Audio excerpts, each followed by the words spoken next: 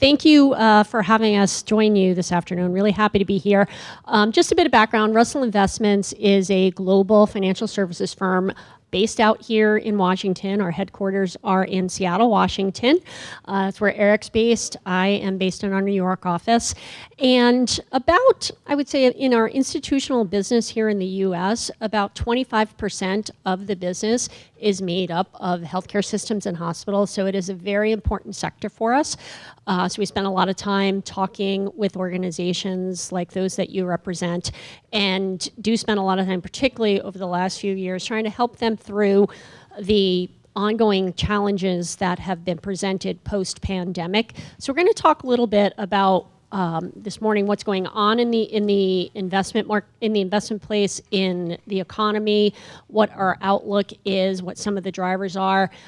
Eric's going to cover that. He's going to cover the start of the presentation, and then I'll wrap up kind of tying some of that together with things that are specific for how you might think about investment strategy for the multiple asset pools that you oversee as part of a healthcare system. So with that, I'll turn it over to Erik. Great, thank you. And thank you, Kale, for the introduction. Thank you for having us. Well, it's been a pretty boring year so far in terms of financial markets, so I'm sure you have no questions at all. We find ourselves sitting here today with the S&P 500 down 25%, and the aggregate bond index, which is the one that most people pay attention to, down 15%. Aren't bonds supposed to diversify equities? We'll come back to that one in a little bit. But the dominant, again, nothing I say is going to come as a shock to any of you. And kind of the simplicity and yet the complexity of what we're facing right now is creating a great deal of uncertainty as the path forward. When we look at kind of just currently where we're sitting, oops, there we go. Where we're sitting economically, the United States economic growth is slowing, obviously. I mean, the post-pandemic kind of party like it's 1999, 2021 is over, and we're beginning to slow. As you know, we've had in 2 reported quarters in a row of technically negative economic growth in real terms. A lot of people assume that means we're definitely in recession. I would argue we're not. We just had, with 265,000 jobs created last month. That's not a recession.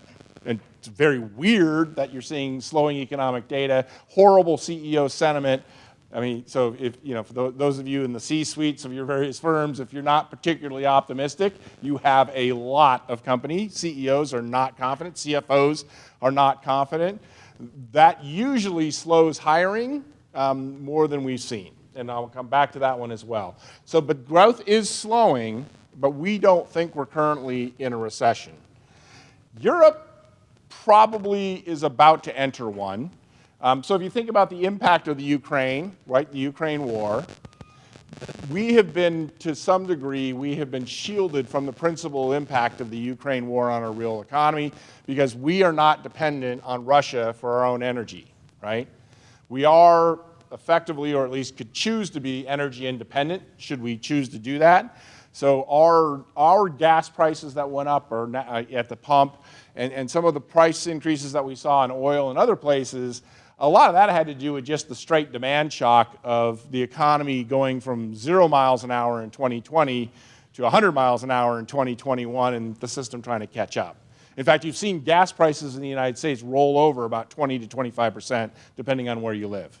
So we haven't, now you go over to Europe, and Europe's facing a situation going into the winter, and like the Game of Thrones, winter is coming. The reality is that they've seen about an 8-fold increase in their natural gas costs. Now, economically, the way that works is that effectively becomes a tax, right? It squeezes out other spending, and it's probably going to be significant enough to send Europe into a recession this winter. The UK is in one now, we would tell you, the UK. We are leaving time for questions at the end of this. One UK question, please, because what's happening there is truly spectacular and very unique in a lot of ways, but it's not particularly meaningful to us. But we'll kind of come back to that. So economically, we've got the U.S. we think about a 45% probability, by the way, that the U.S. will be in recession within the next 12 months, right? The average probability of a recession in any given year is 20%. So these are elevated recessionary. If you listen to Jamie Dimon or anybody else from, from JP Morgan, anybody, basically everyone that's out there talking is saying that there's a high likelihood we'll be in recession within the next 12 months. We think Europe's in a recession. We think UK, or will be in a recession very soon. We think the UK is in one now. How do you like this year so far?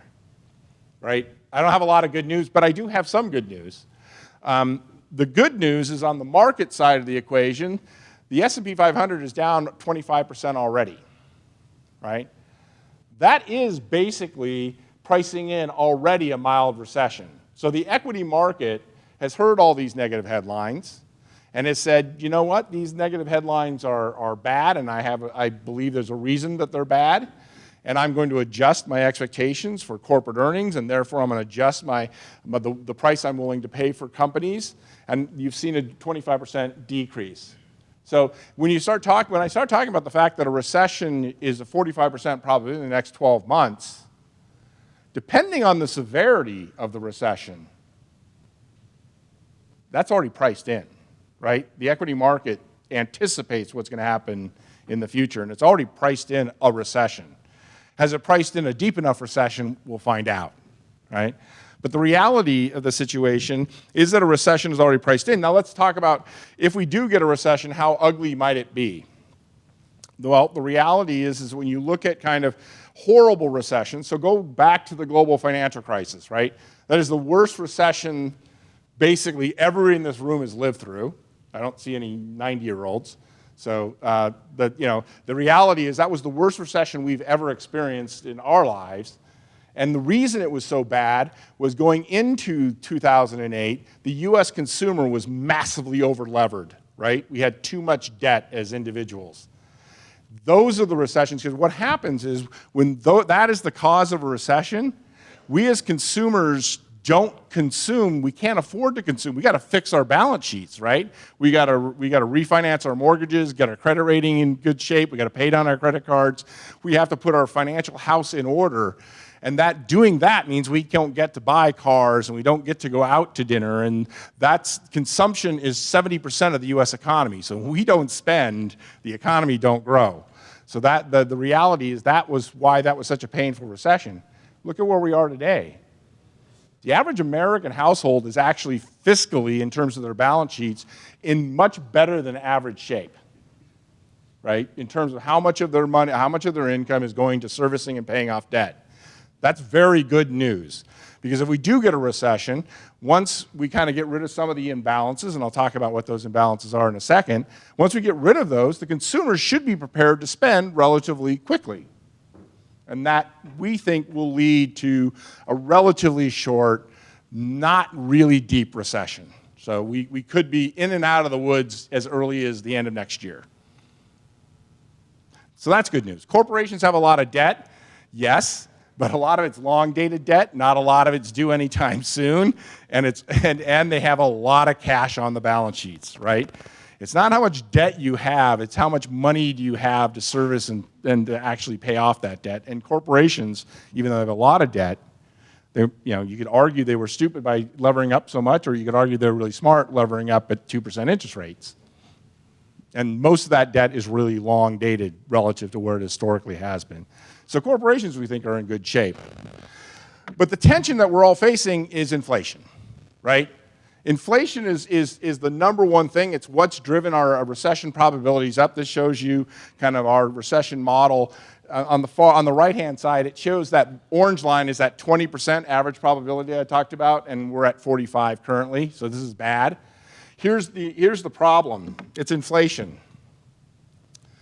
So I can't actually think of a business more impacted by this inflationary environment than yours. Like, literally cannot think of one.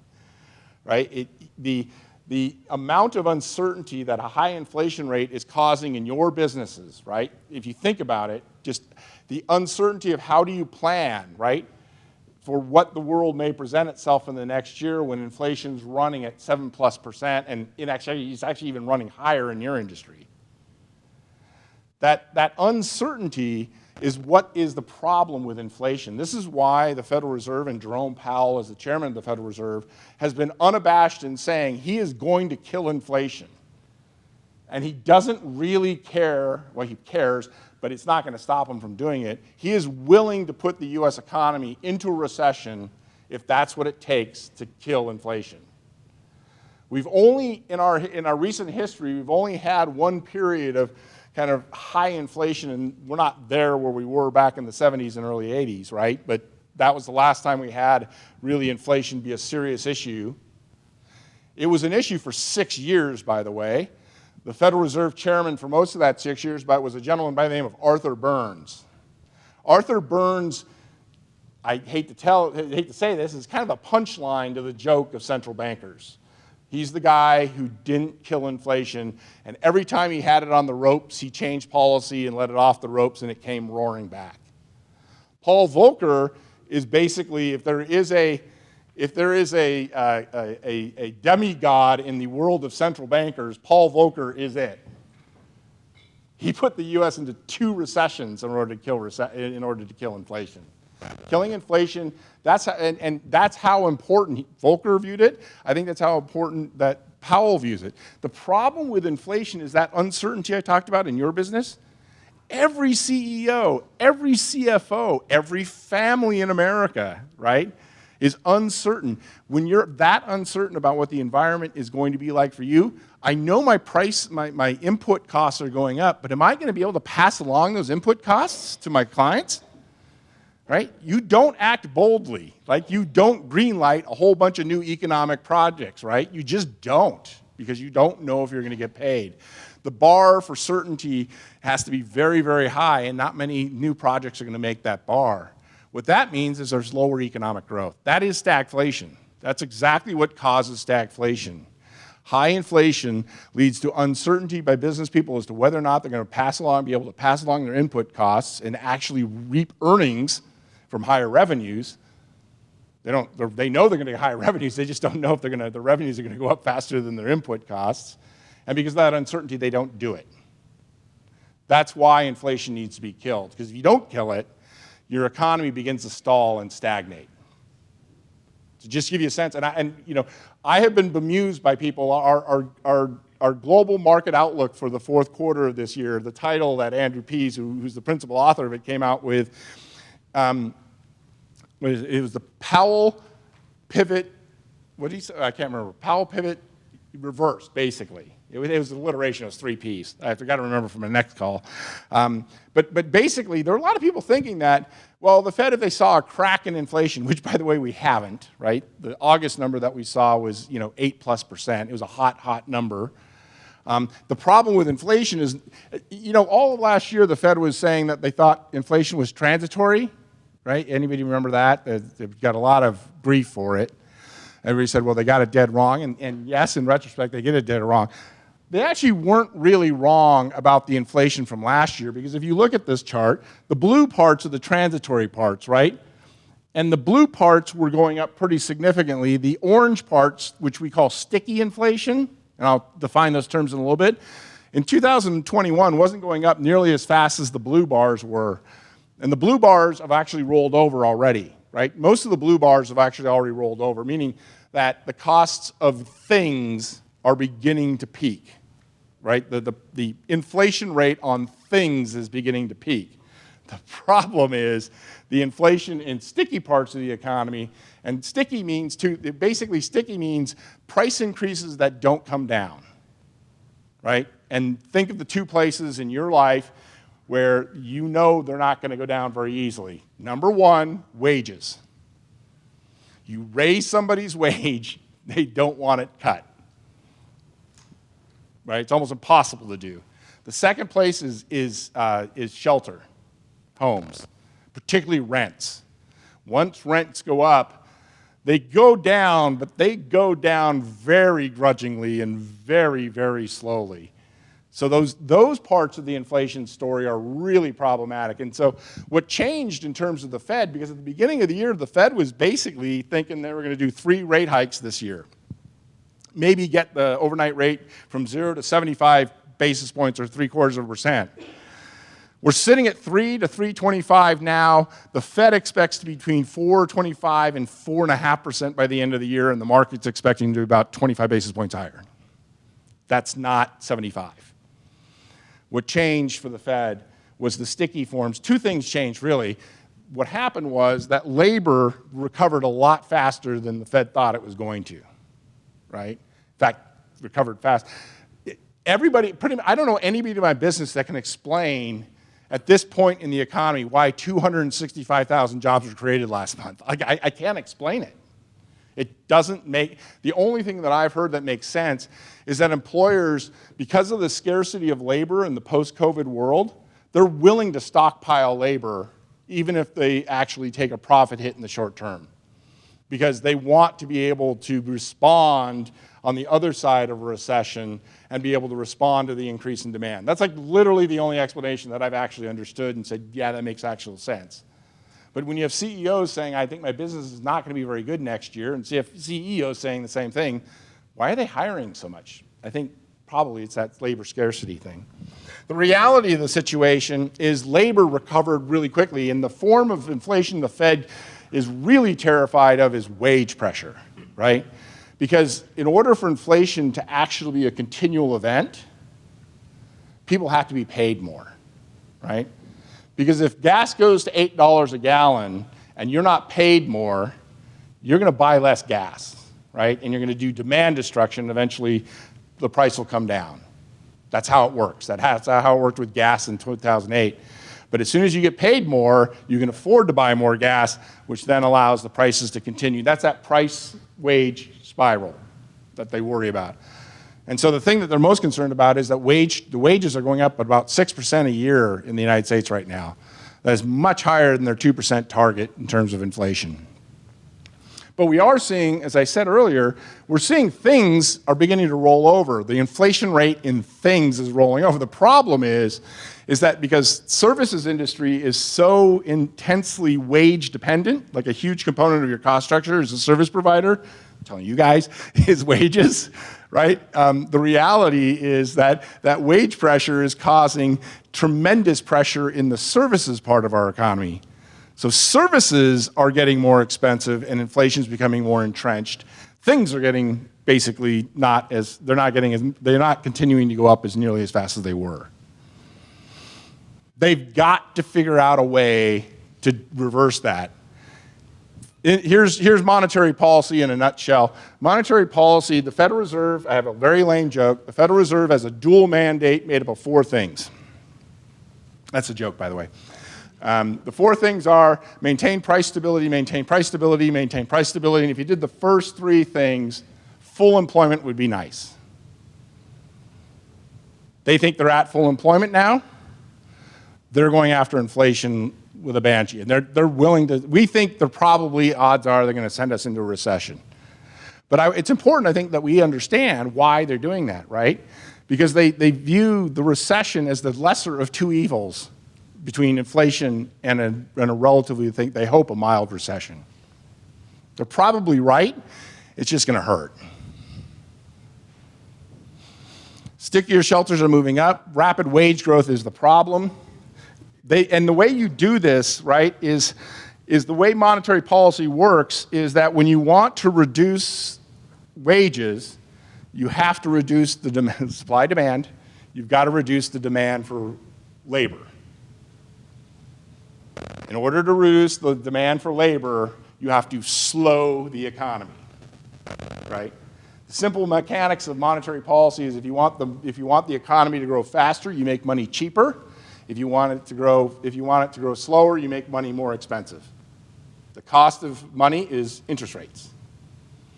So when they're raising rates, what they're trying to do is they're trying to increase so that's the cost of capital is moving up, right? They want fewer new economic projects to actually pencil in terms of payback so that there are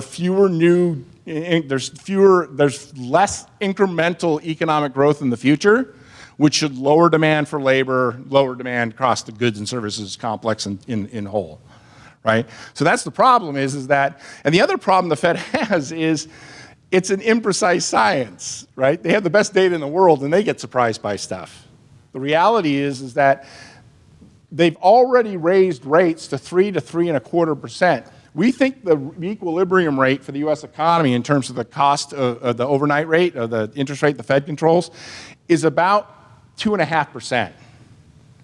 So we think with their September move, they've already moved their policy into restrictive territory, meaning they've raised the price of cash enough to slow the economy. They expect to do it another 125 basis points, another 1.25%. It's going to take it takes 15 to 18 months for the impacts of a rate hike to work its way through the real economy, right? So they may have already done enough to get inflation under control, and yet they're going to do another 1.25 because they want to drive the stake in the heart of inflation. That's why the market is so jittery. That's why our recession risks are up. That's why the market is expecting effectively a recession, is because they're doing the math. They're going, well, 18 months from now, they're already in restrictive territory. That, by the way, 2.5% is what the Fed thinks is the neutral rate. So they think anything above that is going to slow the economy. Anything below it would help the economy grow.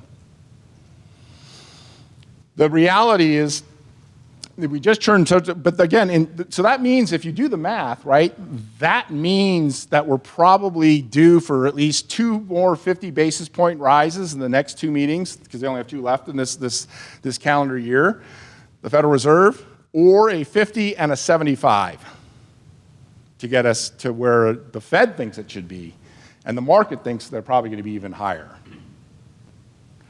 Now the thing, and this how this works out, is that there's a lot of problems with higher interest rates. There's in terms of its impact on equities. The reality, most of you probably took at least one finance course in school. But there's something called a dividend discount model, which is basically you're saying, I'm going to calculate the present value. This is how stocks basically are valued in theory. I'm going to take the present value of the future earnings that I expect. And how I'm going to do that is I'm going to figure out how much money I think I'm going to get in the future, and I'm going to discount it to today. And the discount rate I use is interest rates. So when interest rates go up, the net present value of those future earnings goes down. Trust me, I'm not good at math, but I've done the math. It does. That's how it works. Which means stocks, right? The present value of future earnings for stocks goes down, and stock prices usually go down. Problem with on the bond side is, and 9 times out of 10, treasuries in a 25% drop in equities, 9 times out of 10, treasuries offset that risk. Treasuries, usually what happens is that when equity prices are that bad, that means there's bad economic news, which means that the market's expecting the Fed to actually begin to cut rates, or at least stop raising rates, becomes more optimistic about it. They want to go faster. The Fed's going to want that market to go faster, the economy go faster. Right? And so what happens is that interest rates fall, and plus we're, as investors, we're terrified of what happens in equity, so we flood into bonds, which raises the price, which lowers the interest rate. Inverse relationship there. This is the world where inflation, though, because the source of uncertainty is inflation, inflation goes directly into interest rates, right? You want to be paid at least the inflation rate on a bond. And so it's really only in highly inflationary environments is that you get a phenomenon where both equities and bonds sell off as much. In fact, the first 6 months of this year was the worst first 6 months of a 60-40 portfolio in the capital markets in the U.S. history. I told you I don't have a lot of good news. Here's one of the good news. Good news points. Well, first of all, consumer being in good shape, corporations having enough cash to actually make it through a very difficult time. Great news. Both of those are great news. This is weirdly good news. When you look at sentiment, market sentiment, by almost any measure, people are terrified. That's usually a really bullish signal for stocks, right? Because the reason, it's just good news is bad news is good news in this industry a lot. When everybody is absolutely terrified of stocks, theoretically, there's no one left to sell. And that usually what happens is, have you ever heard about it? At the end of any bear market, there's usually a massive capitulation trade where everybody basically goes, the world is going to end, I'm getting out.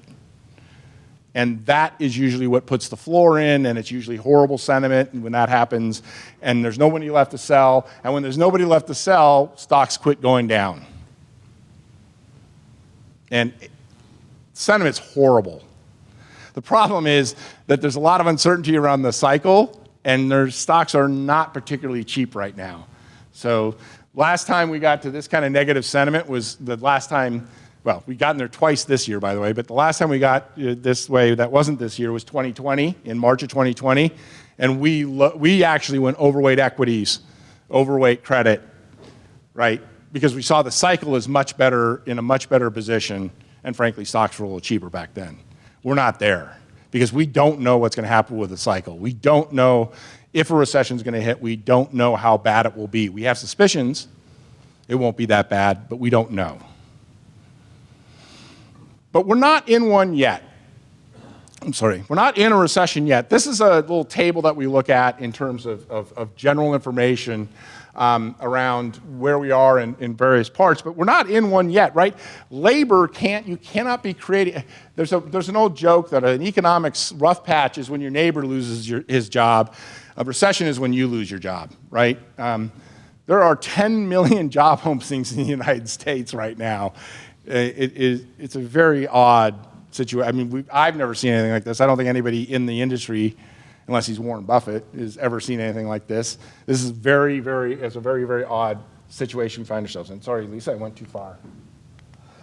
But I want to do a couple takeaways. So bad news is there's steep economic headwinds. The U.S. economy is likely going to recession, but the market's already priced a recession in. So getting out now, yeah, maybe avoid the next 10% drawdown, but versus the 25 you already had, you're getting cute about the timing, and the problem is you got to then get back in. I wouldn't recommend that. The other thing I would tell you is on the bond side, the really interesting thing here is, even though inflation's been a huge problem in the bond market, inflation expectations in a longer period of time are actually still low. The average inflation expectation for where inflation will be in 5 years is about 2.25%. Both in the technical understanding of what the market's doing and also the survey data that we see.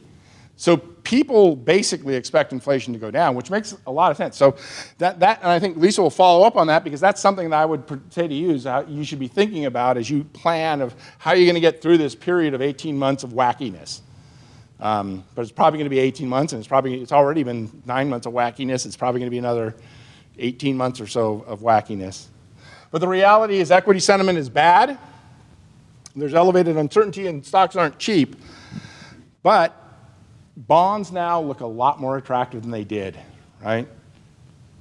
Treasuries now actually have a much greater ability to actually help you when the Fed does start cutting rates in response to a significant recession, right? Because interest rates will fall, and they get to fall now from a higher level, 4%, versus in March of 2020, 0.6%. So there are things to be positive about. In fact, the only thing that we're actually think is a good decision right now is going long treasuries, to own more treasuries, which is a really weird thing to do when you're running into the worst treasury market we've seen in I think 70 or 80 years. That's the only place we actually have a view where we think that makes sense at this point. So as much as frightening as bonds have been, I think they're going to be a lot less frightening in the future. And I do expect them to do their job when the issue isn't inflation, but the issue is slowing economic growth and recession. They always have. I think they will continue to do that.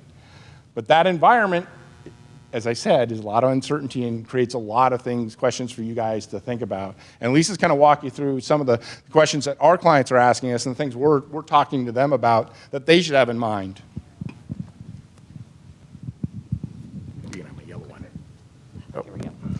Great. So we'll just bring this back to, as you sit here, you think through all this, what does it mean for a healthcare system? What does it mean for how you plan? There's a lot of interconnectedness between multiple levers that you pull when you're planning finances for a healthcare system. So as Erik had pointed out, when we look at our clients, we look across all different sectors of the economy.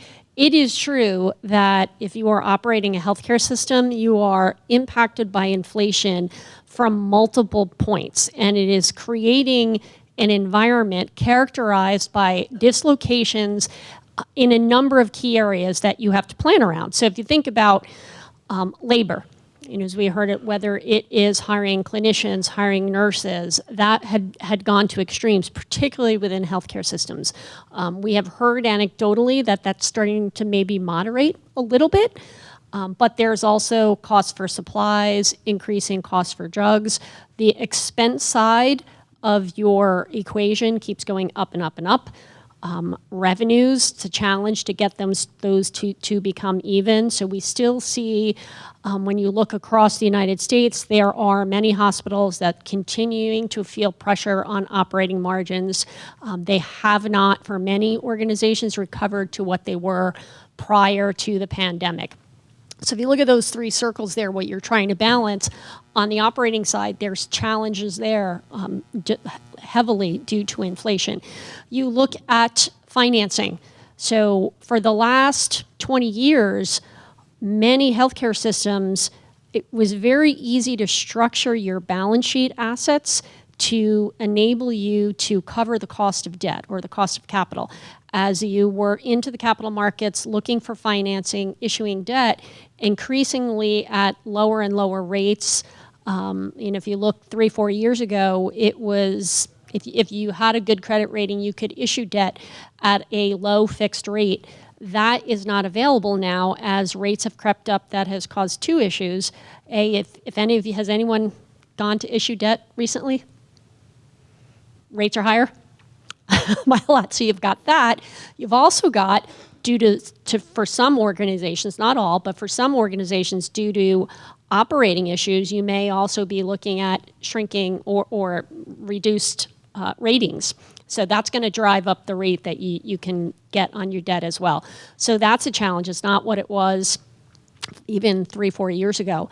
And then now you couple that with the investment challenges. So Erik was right. Worst 6 months. I also just saw something yesterday for a presentation on planning for one of my healthcare clients, and that has now shifted to the worst 9 months to the end and the start of a year. So 60-40 portfolio. So 60% equities, 40% intermediate bonds is down just about 20% year to date.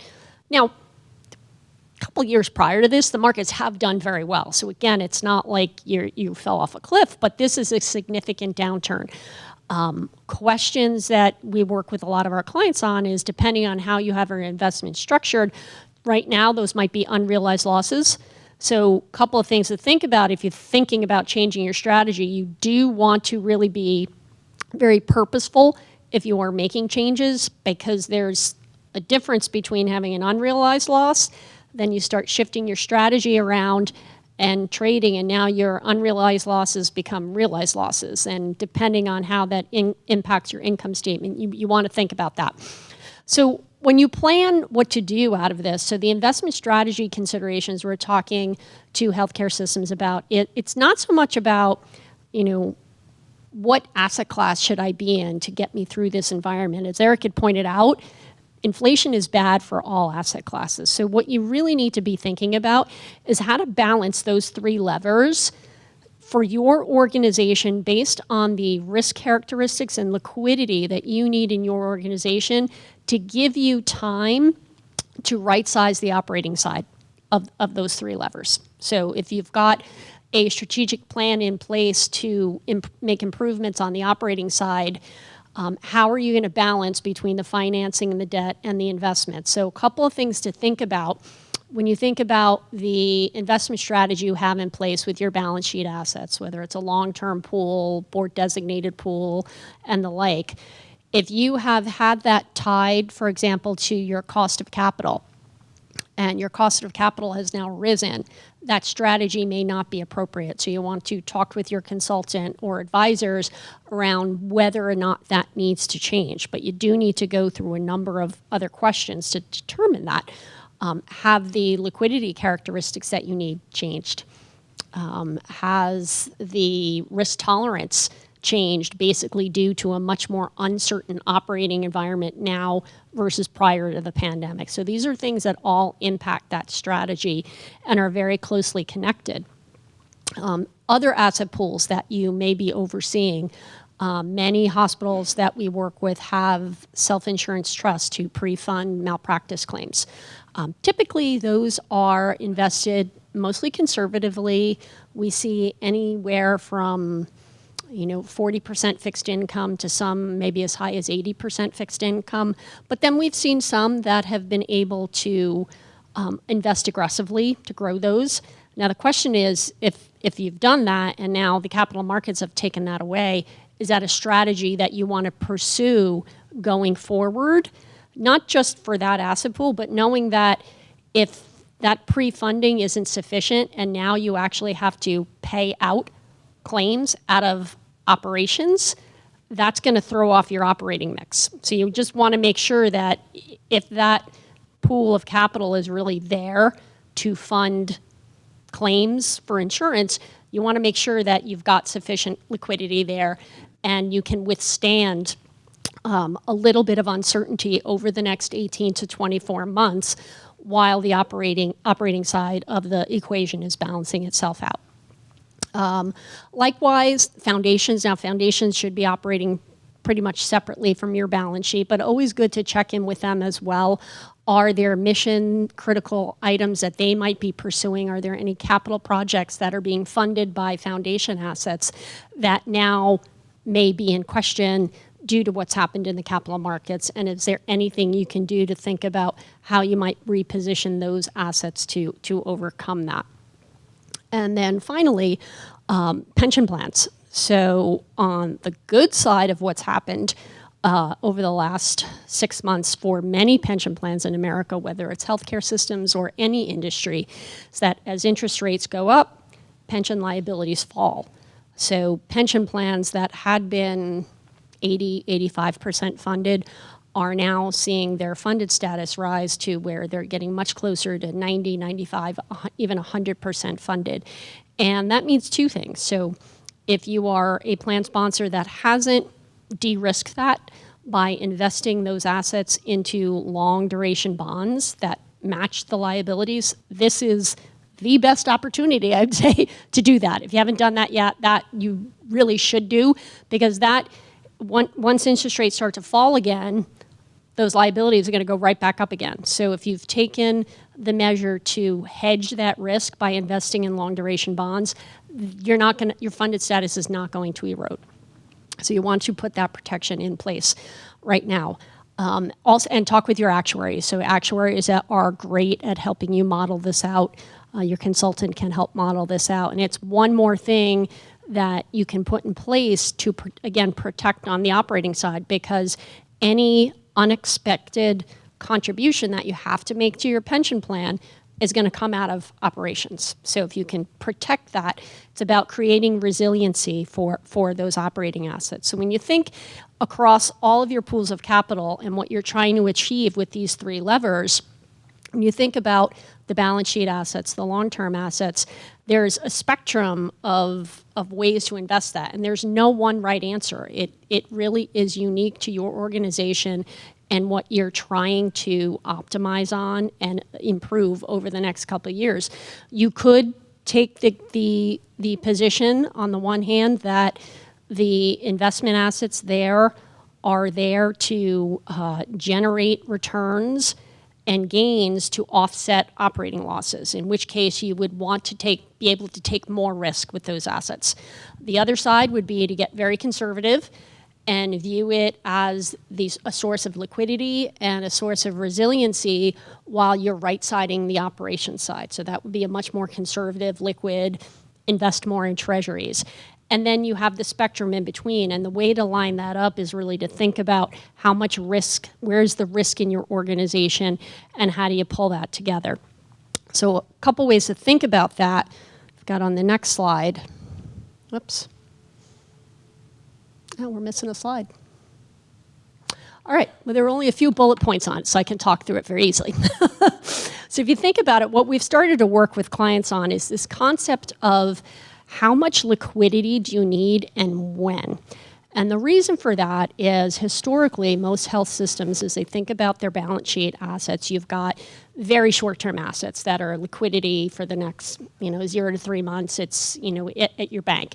Then you have long-term assets that are invested, anywhere from 60-40. Some may be a little bit more aggressive. Maybe you have some private assets in there, well diversified. These are assets that typically health systems have not even had to dip into those assets for the last couple of decades. You've been able to issue debt, pay that debt back, and let those assets grow.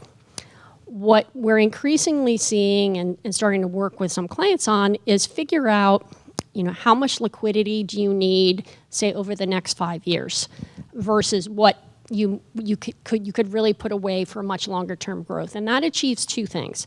A, it helps you determine how much what level of assets do you really need to put aside for your liquidity over the next couple of years, so just beyond the next 6 months. And you get moderately conservative with that. Then anything beyond that is pure long-term assets, and that allows you to really take even more risk with those assets than you might be taking today. So you've separated your future growth from what you really need for the midterm. Because what typically happens, most hospitals, unlike other, if you look at other types of nonprofits, foundations, endowments, they're all long-term. They typically will invest for long terms. They've got donations coming in. They're very comfortable taking 10, 20, 30% of the portfolio, investing it very, very aggressively. Hospitals really have not been able to do that for a number of reasons. Historically, rating agencies didn't really love you doing that. They've started to change their thinking a bit on that. But then also, if you only have one pool of assets that is funding all of your liquidity, you may not want to take the level of risk on that you might be able to afford over the long term. So it's figuring out how much risk can you take over the next 5 years. You protect that, moderately aggressive, and then beyond that allows you to take a little bit more risk. It is a bit complicated. Like, you have to be working with somebody that understands what your liquidity needs are going to be, what your balance sheet commitments are, what the capital requirements are. But if you can determine that, it allows you to structure your portfolios that way. And then you have a different asset mix for your very short term, your medium term liquidity, and your long term. And once you've structured that, then you want to do some pretty in-depth stress testing on each of those so that you can test, over the next 3 to 5 years, what are the range of possible capital market scenarios that might happen, and what would my investment situation look like should that happen, and then what would the impact then be on the operation side, on the financing side? How does it impact days cash on hand? What's the probability that you might trip a debt covenant?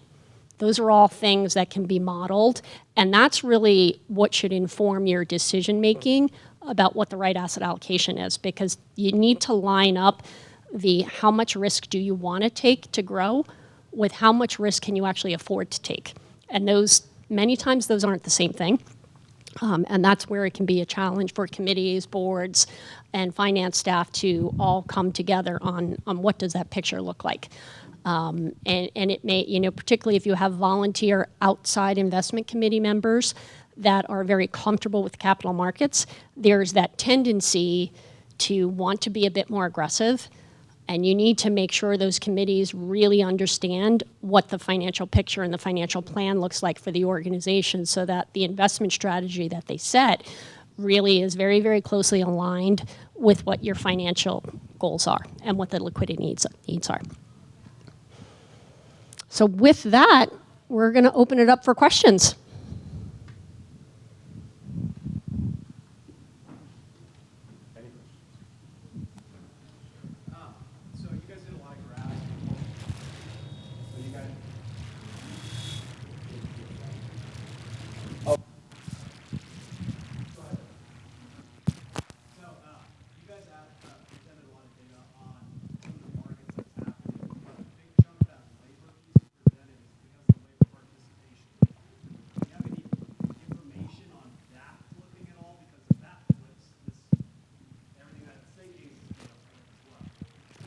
So the labor participation rate is problematic.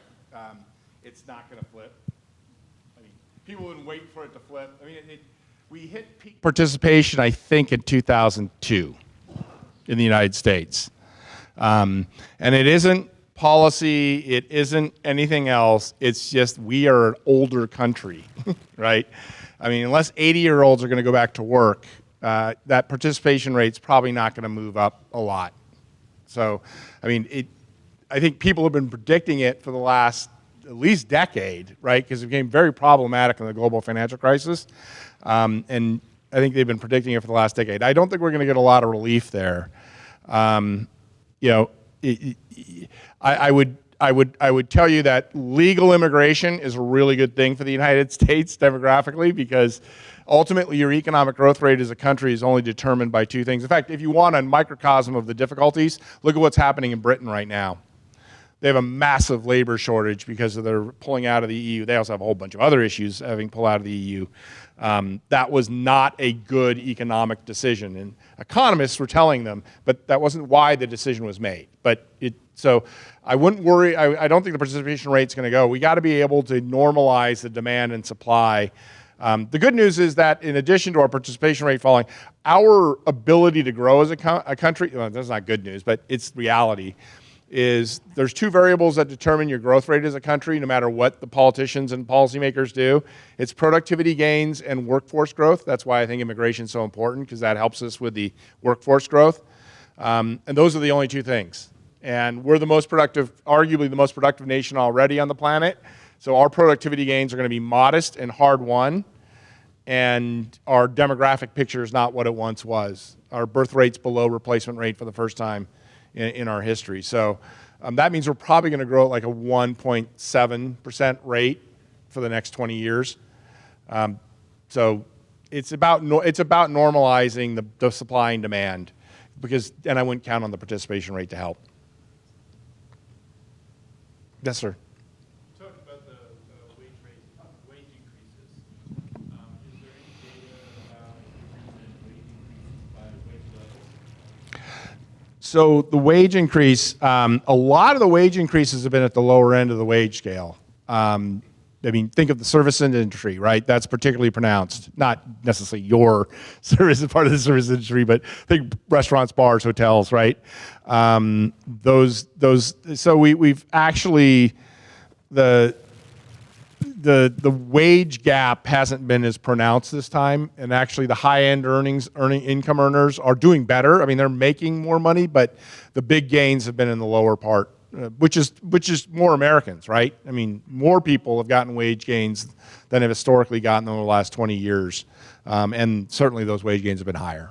But it's kind of everybody, but it's really pronounced it has been really pronounced in the lower end. And then obviously there's industries like yourselves, technology, that have kind of very specific supply problems.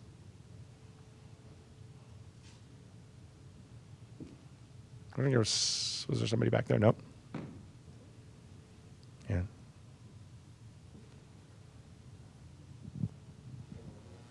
Yes.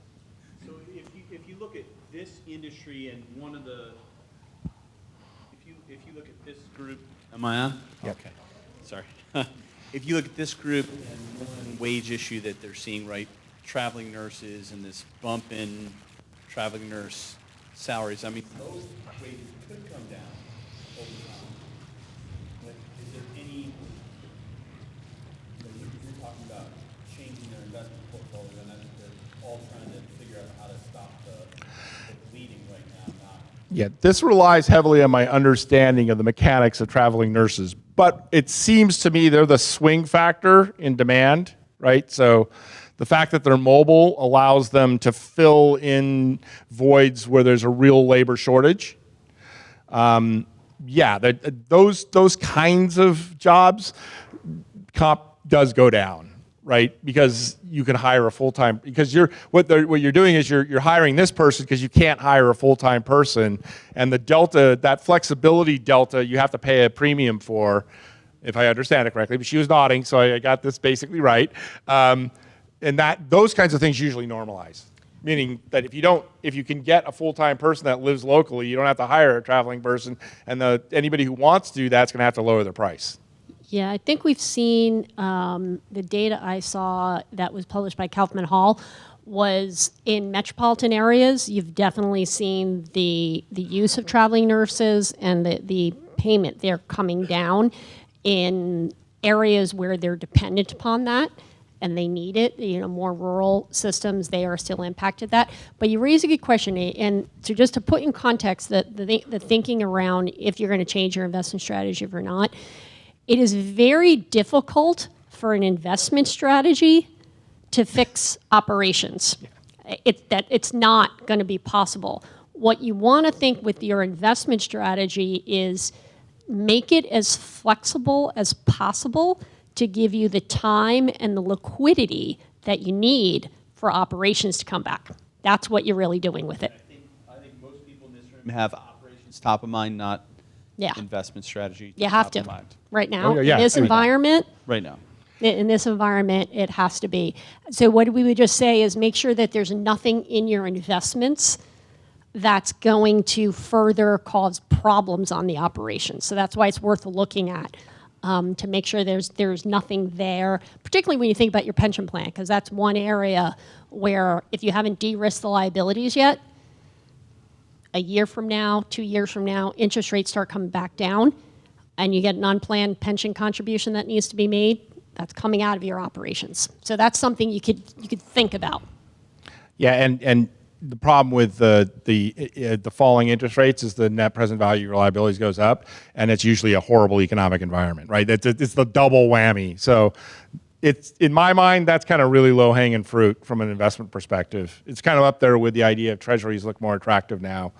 But I think I would echo Lisa's comments. Liquidity is the number one focus, right? Because we're living in a world that everybody expects to change and go back to something that looks more like what we've been in, inflation dropping to 2%, right, and not staying at 7%. So I don't think now's the time to have your long-term investment strategy change wildly because you'd be selling at really low prices. And I think the reality is, but you got to make sure you have enough liquidity to not have your investments cause a problem in your operations for the next couple, 18 months to 2 years.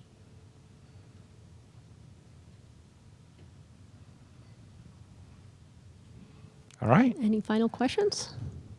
I think that's it. Well, if All right. not, Thank you very thank much for you. your time, and thanks for having us.